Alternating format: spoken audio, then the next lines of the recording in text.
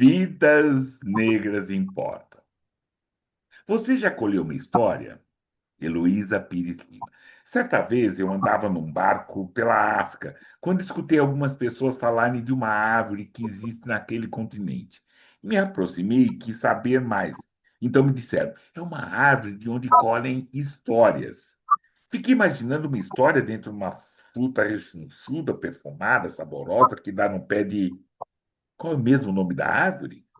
Acabei descobrindo que um guri que more ao sul de algum país africano pode lhe dar um nome. Mas uma guria que vive ao norte da África pode dar outro nome bem diferente. Todos, no entanto, a reconhecem porque ela vive vive muito, mais de 100, 1000, até 6.000 anos. Também não há quem não se espante ao cruzar com ela gigante de largura. Ela pode ter até 45 metros. Eu disse metros de cintura. Quanto você mede? Então imagina 30 metros. Dizem que ela na altura pode chegar a atingir um tamanhão enorme. Então ela pode ter muitos nomes, muitas idades e muitos metros. Daí eu tive uma ideia de fazer um livro. Aí eu convidei um cara que mora em Moçambique, convidei um outro na Costa do Marfim, para eles escreverem sobre ela nas suas regiões. É uma mesma árvore que nasce em muitos lugares. Por isso, dela se colhem várias e várias histórias rechonchudas. Pedi para alguém também para ilustrar o que todo mundo escreveu. Agora só falta uma coisa: quem vai descobrir o nome da árvore? Mas essa história começa bem antes, no tempo que a árvore ainda era semente. Você já colheu uma história? Heloísa Pires Lima. Salve! Meu nome é Plínio Camilo. Eu tenho o prazer de oferecer nota de escurecimento gerações. E hoje eu ofereço essa conversa boa para Márcia Arruda, Abreu Pache e Renata Soares da Luz. Hoje eu tenho o prazer de estar conversando, vocês já até estão vendo, com Déia Henrique. E é isso. Salve, Déia, bem-vinda. Muito obrigado a sua presença, querida. Muito obrigado a sua gentileza de vir conversar aqui. E, por gentileza, se apresente. Salve, Plínio. Muito obrigada. Eu que agradeço por esse convite. Eu sou Déia Henrique, sou escritora, a princípio de contos infantis africanos, e agora estou me aventurando por histórias fantásticas. Sim, conte mais. Aonde você está, como você vem, vamos, desenvolva, por gentileza, querida. Moro em São Paulo, na zona leste de São Paulo, na periferia, num bairro chamado Arthur Alvim. Tenho 50 anos, sou mãe, sou avó e sou aprendiz da escrevivência, né? Também sou aprendiz de percussão na Ilu Obadmin e no bloco da Dona Micaela. Ah, que bacana, querida. Então, me conte para como que veio essa. Porque é interessante o que nos perguntam como escritoras, como escritores, é assim, por que que você escreve? Né? Por que você escreveu histórias infantis e agora está se aventurando por histórias fantásticas? Assim. Então, eu sou mãe de 4 filhos e quando os meus mais velhos, que hoje já são adultos, eram pequenos, eu tinha muita dificuldade de achar histórias com um protagonismo negro. Porque o meu filho mais velho tem 30 anos já, então imagina, 30 anos atrás a gente quase não achava um livro que tivesse uma criança negra protagonizando. E aí eu sempre inventava as histórias, mudava os personagens para contar as histórias para eles. Durante a quarentena, eu fiz um curso de contação de histórias africanas. E nesse curso, o trabalho de conclusão dele era escrever um conto a partir de um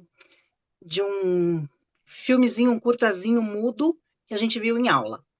E aí, deste projeto, nasceu meu primeiro conto, que é um Inesperado Camba. Saiu primeiro nessa coletânea de histórias africanas, volume 2, que foi o trabalho de conclusão de curso, com mais 56 autores. Um ano depois, eu escrevi esse mesmo conto eu lancei ele na forma ilustrada. E aí ele saiu um livrinho, só o meu conto, de forma ilustrada, e é o meu xodozinho, né? Um Inesperado Camba veio para o mundo. E aí, durante a pesquisa do livro, eu percebi também que, apesar de já achar histórias com protagonismo negro, pouquíssimas histórias o protagonista era um menino. E eu tenho dois meninos e duas meninas hoje, né? Dois homens já. E eu fiquei muito curiosa com isso, porque apesar das pessoas estarem produzindo histórias infantis com protagonismo negro, as protagonistas, na sua grande maioria, são meninas.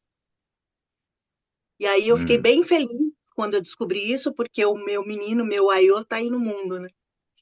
Sim, e você, o que que você vê? Primeiro, assim, que ótimo, né? Que nesse 30 anos temos mais pessoas produzindo, até alguém que era referência para falar de meninas negras é quem vai ser o nosso griot sem a gente aventar, que era um griot de 30 anos atrás.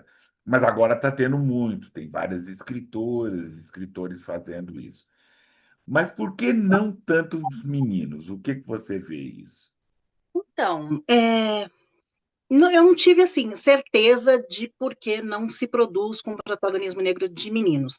Mas o que eu entendo é que as pessoas acham que os meninos negros não leem, o que não é uma verdade, né? Sim, Porque nós temos grandes nomes aí que estão até produzindo histórias, né? De homens negros que estão produzindo histórias. Então, por que que não se faz uma história com um menino de protagonista? Não sei, é curioso, mas fica aí a dica para quem está escrevendo histórias infantis, escrevam para os meninos, porque eles amam ler. lógico, com certeza. Não, e é interessante. Mas aí então, beleza, querida. A gente está trazendo essa questão dos protagonismos. E aí, como que está essa questão? Porque tem isso. Trazer essa história né, de protagonismo negro masculino. E por que contos africanos? Então, porque eu estou aposentada desde 2016, porque eu tive um câncer de mama, e aí isso me afastou do trabalho, eu acabei ficando com uma sequela e me aposentei. Depois que eu entrei na aposentadoria, eu comecei a pesquisar sobre o continente africano. E aí tem muitas histórias, né? A oralidade do continente é absurda. E me deu essa vontade de saber mais, de ir atrás. E eu estudei muito sobre Angola, então os meus contos, praticamente todos, se passam em Angola, porque tem uma vasta oralidade e histórias de crianças, e isso me encantou demais. Então, por isso que eu fui buscar lá no Continente Mãe a inspiração para as histórias que eu escrevo. Legal, querida. Me conta, esse seu primeiro livro, onde que a gente, como você produziu? Porque também tem toda uma epopeia a produção do livro, né? Sim. Esse primeiro livro ele saiu pela já não mais presente Editora Litera África. Sa- O, o, o curso foi dado pela Editora Litera África, então a produção do primeiro conto foi no Histórias Africanas, volume 2 por eles, e um ano depois eu lancei o Inesperado Camba também por eles, mas hoje ela já não existe mais, é uma pena. E, e aí agora vou trabalhar buscando outras editoras. A editora a África, que era da Nájila, né? Que já teve aqui, já teve várias parcerias, né? O Baobá de Concreto e várias outras produções. Também bacana, importante. Mas É. só são hiatos, né? Logo já está de volta. É hiato. Ah, legal. E conta essa sua evolução, tá? Você produziu, conseguiu, teve um apoio também. E aí, como chegou? Como foi a recepção das pessoas? Foi muito bacana até, porque aí me surpreendeu muito. Já no lançamento a gente vendeu metade do que tinha sido produzido, e aí foi num ano de Bienal, né? Eu lancei em 2022, e a gente foi para a Bienal e esgotou a edição que a gente tinha feito. Foi muito legal o contato com as crianças na Bienal, porque eles são muito curiosos. Então eles queriam saber do personagem, uns sentavam e liam um livro, que é um livro curtinho, liam, sentavam, liam um livro e queriam discutir Hum. a história do personagem, mas por que que ele fala assim, onde é que fica, e eu ia lá e mostrava para eles no mapa, é muito importante, porque as crianças têm essa curiosidade, porque a gente não tem isso na escola, né? A gente não conhece nem um terço da nossa história de ancestralidade na escola. Não. Não, mas a gente conhece uma Europa, conhece umas Sim. histórias, né? Conhece uma história sem pé nem cabeça, né? Com um pé ou cabeça da Europa, mas não conhece nada do continente africano, né? Que em certo momento né? Tem muito mais histórias, né? Do que a África para contar, né? Tem muito mais histórias da África para contar. E tem muito mais a ver com o nosso povo, né? Com certeza, com certeza. Com certeza. Tá, nessa seara, a gente tá, né? Teve o Dia das Crianças, estamos aqui ainda mês de outubro, Dia das Crianças. E aí você tá nessa produção ainda, querida? Eu tenho escrito mais 9 contos infantis, mas ainda não publicados. E Uhum. aí agora, no início do ano, eu recebi um convite para fazer um conto de literatura fantástica, que Hum. já é outro público, jovem adulto, e é um universo para mim que era totalmente novo e pelo qual eu estou apaixonada. Tá, então me explica o que seria essa literatura fantástica. É uma literatura de fantasia, mas com elementos sobrenaturais. Tá, Então, por exemplo, perfeito. no meu conto também se passa em Angola Ah, e e é aí uma você trouxe elementos africanos também. trouxe o Beleza. meu conhecimento para dentro desse universo. E é uma família que, dentro da ancestralidade, eles têm um envolvimento com uma religião de matriz africana, né, que está em Angola, e, e ajudam um ancestral que está dentro da casa que a menina se mudou, que está numa forma sobrenatural. Sim. E o que você tem se achado? O que que você tem se encontrado nisso? Eu tenho mergulhado de cabeça nesse universo aí de literatura fantástica e como eu fiz esse conto e já estou produzindo um livro a partir dele. Isso que é ótimo, né? A escrita é muito legal por isso, porque quando a gente. E é isso que também nos alimenta, quando a gente tem um êxito, né? E é um êxito. Qual que é o êxito? Você produzir, ele se transformar em papel, ou uma perspectiva dele se transformar em papel, você produz muito, né? A gente acaba, não, gostei dessa ideia. Vou fazer isso mais, né?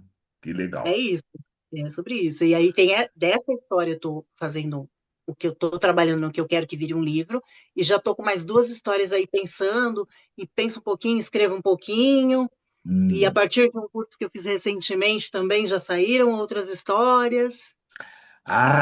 Então isso é legal, querida. Tá, eu tive o prazer, então é contar também.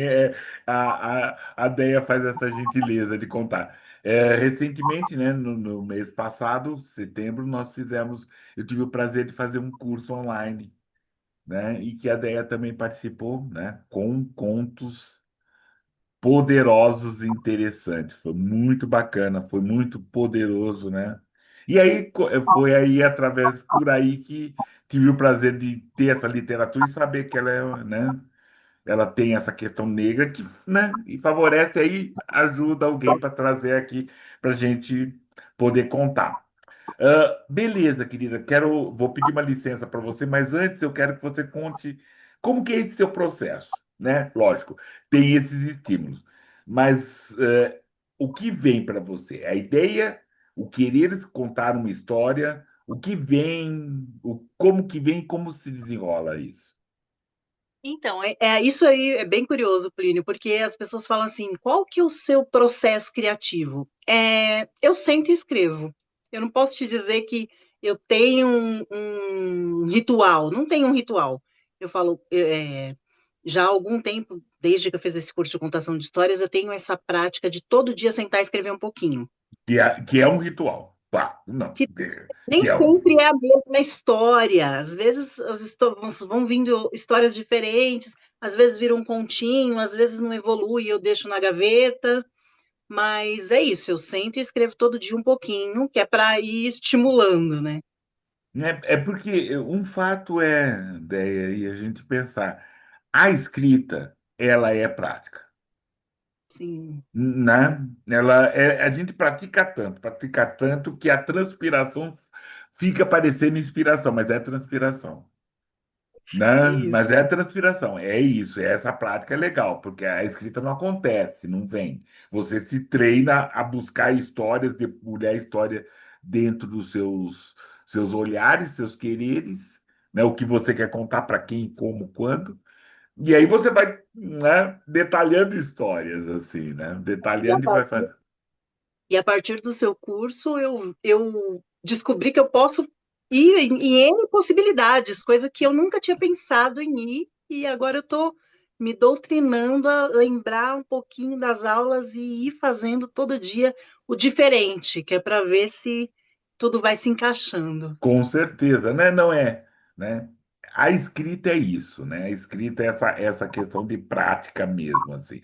Então, vou pedir uma licença para você, Deia, para a gente poder fazer também esse nosso momento griot, né? Que é também falar desses nossos inscritos, quem estava na frente, quem que a gente está aqui, e alguém que também eu já antecipei que a gente vai falar, Heloísa Pires Lima. Ela nasceu em Porto Alegre e muito cedo ela veio aqui, veio morar em São Paulo, onde eu e Ideia também moramos. Estudou psicologia na PUC, ciências sociais na USP, concluiu em 2000 o mestrado em antropologia e depois um mestrado de antropologia social.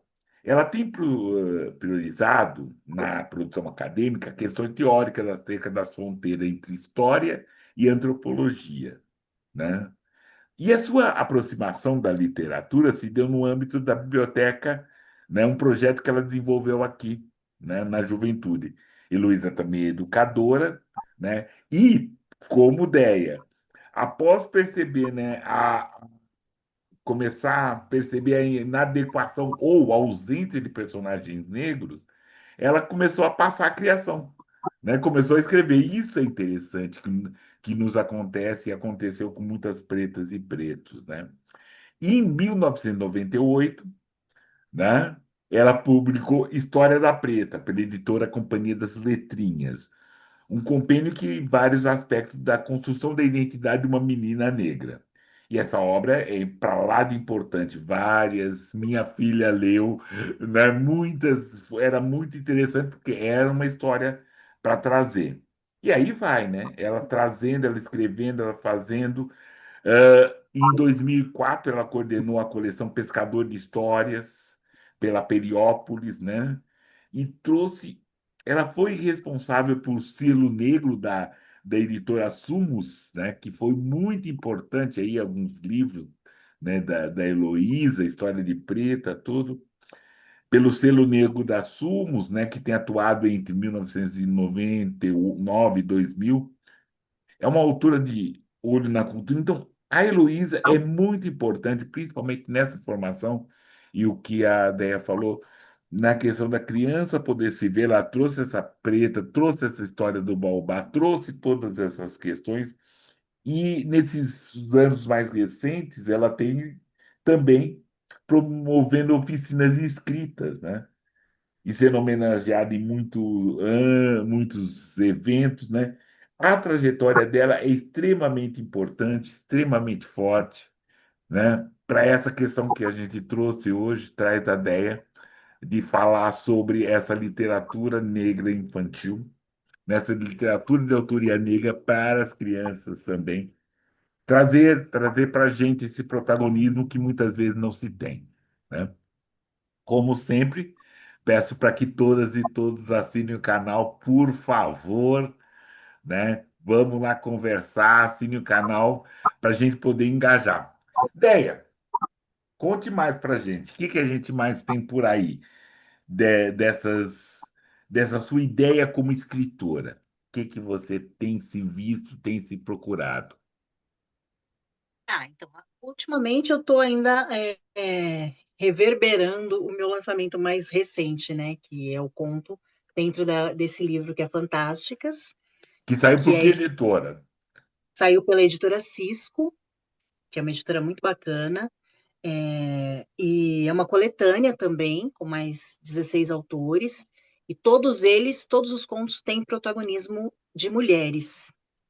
E no meu caso, é uma mulher lá de África, lá de Angola.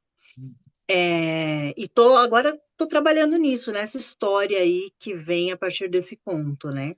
Perfeito. Mas é um universo super novo para mim, mas ainda procuro outros cursos para ir me aperfeiçoando nessa escrita, porque é isso, né? É ir estudando e trazendo elementos para melhorar, aprimorar todos os dias. É, porque isso é um fato, né?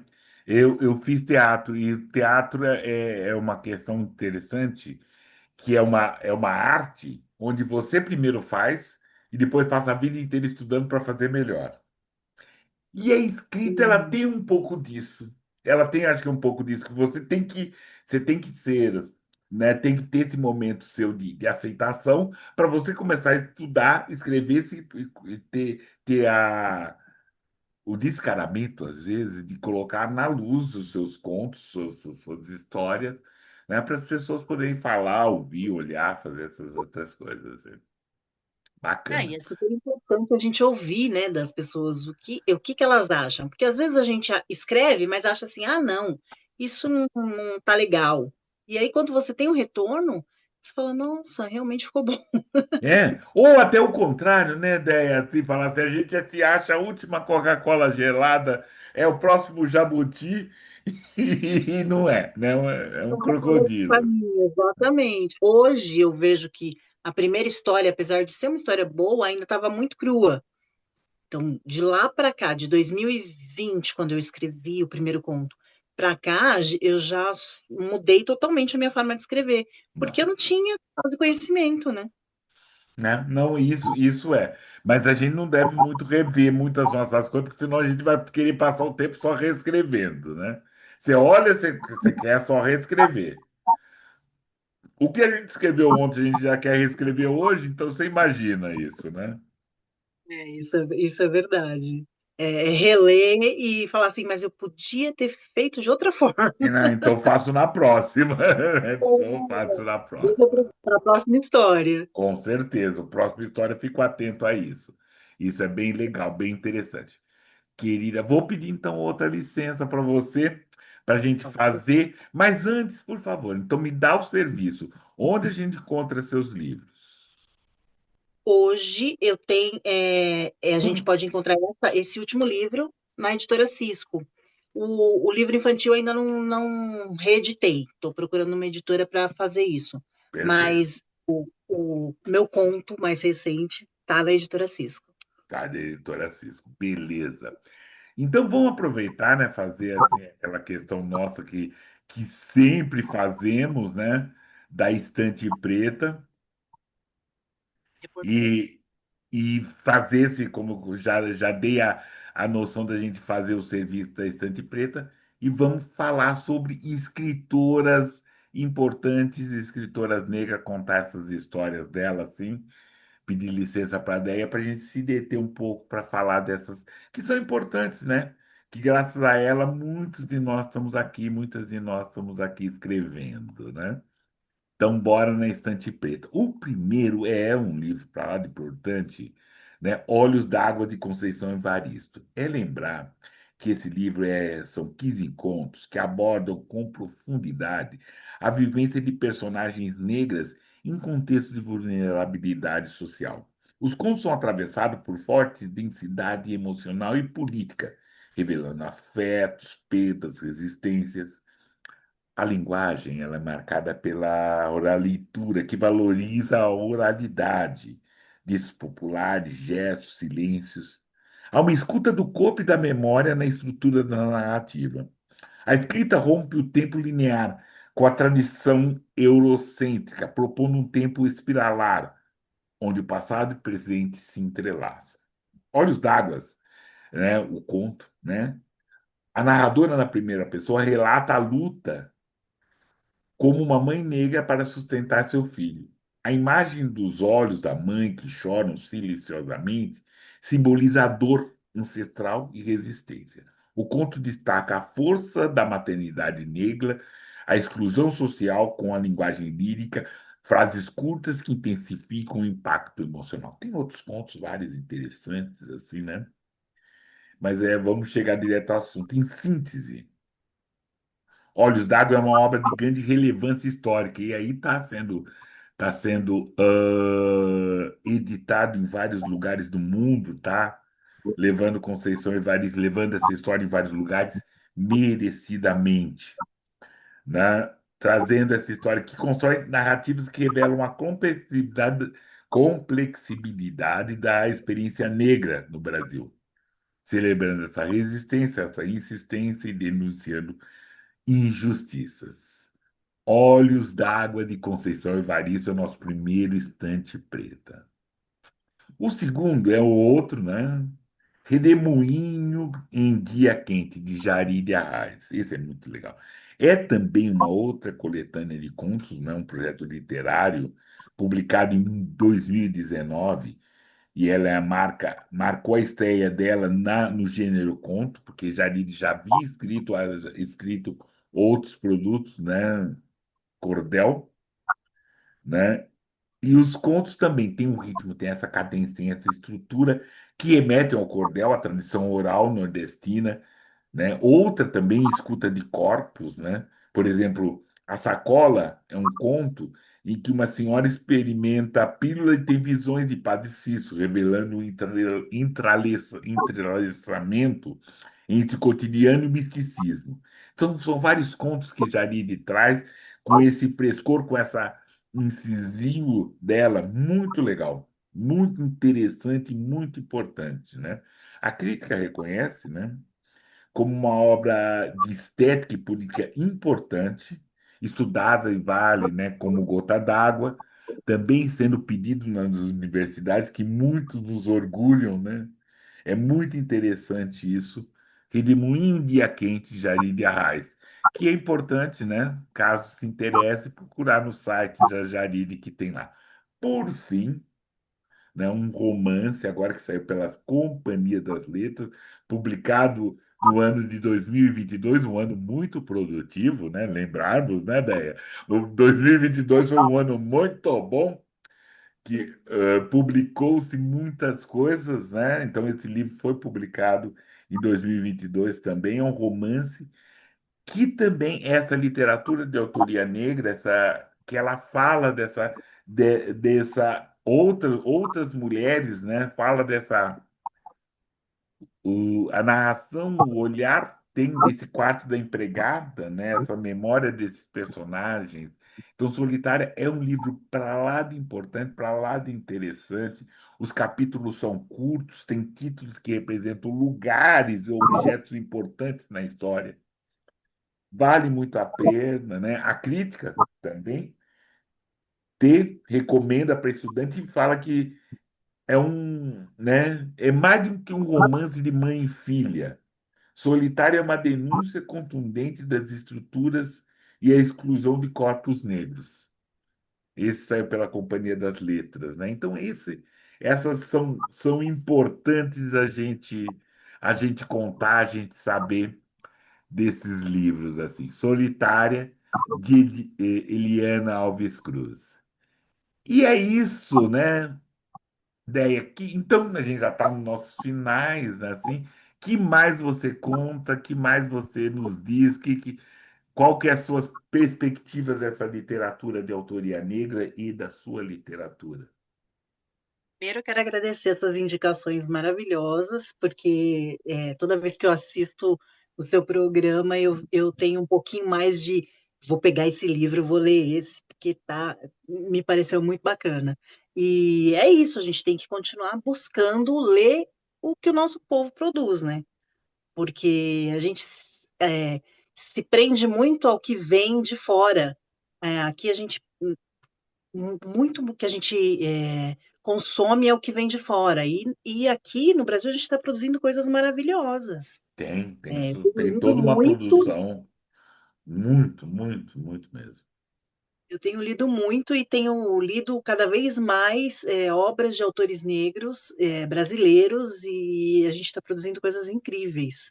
Com Então é certeza. isso, tem que dar sempre essa puxão de orelha no nosso povo. Sim. Leiam autores negros. Exatamente. E até, se possível, leiam autores negros vivos, né? Também é outra questão, porque a gente está produzindo, estamos fazendo, eu que me incluo nessa, estamos fazendo, estamos produzindo, estamos precisando desse apoio. Nós vamos ler os clássicos, tudo bem, leiam todos, mas dá até para ler todos também, leiam autores, porque tem um montão de gente, ideia está chegando, né, uma coletânea, várias outras escritoras e escritores, assim, É né? importante ler os clássicos, ter essa base, mas é muito importante ler os contemporâneos. A gente está aí produzindo todos os dias, né, Plínio? Com certeza, né? Tá a ideia fazendo isso, escrevendo um pouquinho cada um. Vai se sair outros livros dela, vai se ter outros trabalhos. Então, vamos fazer essa história. Querida, pedir mais, então estamos aqui nesse momento nosso de fechamento, né? Pedir por gentileza que deixe seus comentários, né? Dessa nossa conversa interessante com Deia, né? E aí aquelas sugestões, né, para rever aqui no nosso canal. Também outra contadora de história, também outra escritora poderosa, Madu Costa, né, que faz uma literatura infantil, né, uma literatura negra infantil muito importante. Não esquecendo, né, que nós oferecemos essa conversa para Márcia Arruda, Abreu Pache e Renata Soares da Luz. E é isso, Deia. Quero agradecer, querida, muito a sua gentileza, muito a sua disponibilidade, né? A gente tem toda uma dificuldade de fazer, mas agradeço muito a sua disponibilidade de você estar aí, estar conversando com a gente, estar trazendo essa conversa, né? E aí, para a gente ficar prestando atenção em quem está aí agora, né? Não começando, mas com uma experiência forte, assim, para trazer. Obrigado, Déia. Agradeço, Plínio. Agradeço muito o convite, sua gentileza, sua generosidade e espero que você continue trazendo cada vez mais nomes para que a gente possa ir atrás desses autores maravilhosos que a gente tem aqui. Com certeza, né? E com você por perto que venham outras vezes. Ainda não, né? É bem interessante. A gente não repetiu tantos escritores, mas quem sabe, né? Tendo alguma novidade, tendo alguns escritos interessantes, a gente vai ficar por perto, né? E é isso, né? Agradeço a todos e todas, agradeço a paciência, a gentileza. Assinem o canal, deixem as perguntas e aproveitem. Até, obrigado. Obrigada, Plínio. Tchau, tchau.